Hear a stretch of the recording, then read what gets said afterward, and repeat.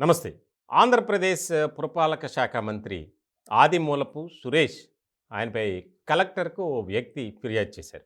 అదేంటంటే ఆయన ఎస్సీ సామాజిక వర్గం పేరుతో అన్ని లాభాలు పొందుతున్నారు. వాస్తవానికి ఆయన ఎస్సీ కాదు.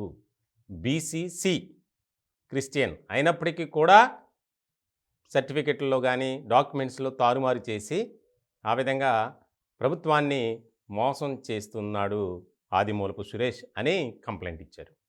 దీనికి సంబంధించి చాలా ఆసక్తికరమైనటువంటి పరిణామంగా చెప్పుకోవాలి.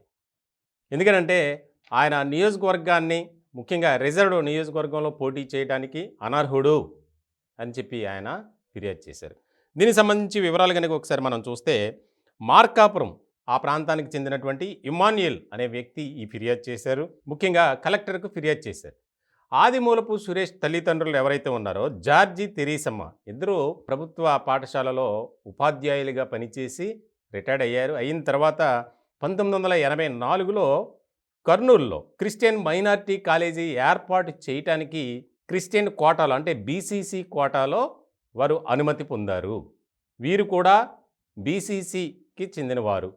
కానీ సర్టిఫికెట్లన్నీ ఫేక్‌కి క్రియేట్ చేశారు. దానికి సంబంధించి విచారణ జరిపి చర్యలు తీసుకోవాలి. ఎందుకంటే రానున్న ఎన్నికల్లో కూడా ఎస్సీ రిజర్వ్డ్ నియోజకవర్గం నుంచి ఆయన పోటీ చేస్తున్నారు కాబట్టి ముందుగానే మేలుకోవాలి. పూర్తి స్థాయిలో విచారణ చేసి ఆయనపై చర్యలు కూడా తీసుకోవాలి. ఎందుకంటే ప్రభుత్వాన్ని మోసం చేయటమే ఈ రకమైనటువంటి వ్యవహారం కలిగి ఉండటం అని చెప్పి ఇమ్మాన్యుయల్ అనే వ్యక్తి ఫిర్యాదు చేయటం, అది స్థానికంగా అక్కడ బాగా వైరల్ అవ్వడం, అలాగే రాష్ట్ర వ్యాప్తంగా కూడా దీని మీద రాజకీయ వర్గాల్లో చర్చ జరుగుతుంది.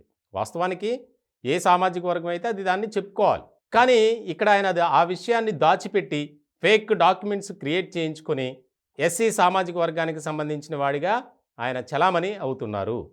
కాబట్టి అధికారులు దృష్టి పెట్టి విచారణ జరిపి ఇది ఖచ్చితంగా 100% నిజమని తేలుతుంది అని చెప్పి ఆ ఫిర్యాదులో ఇమ్మాన్యుయల్ అనే వ్యక్తి పేర్కొన్నారు. ఇప్పుడు ఇదే ఒక ఆసక్తికరమైనటువంటి చర్చ జరుగుతుంది వైఎస్ఆర్సీపీలో అలాగే రాజకీయ వర్గాల్లో.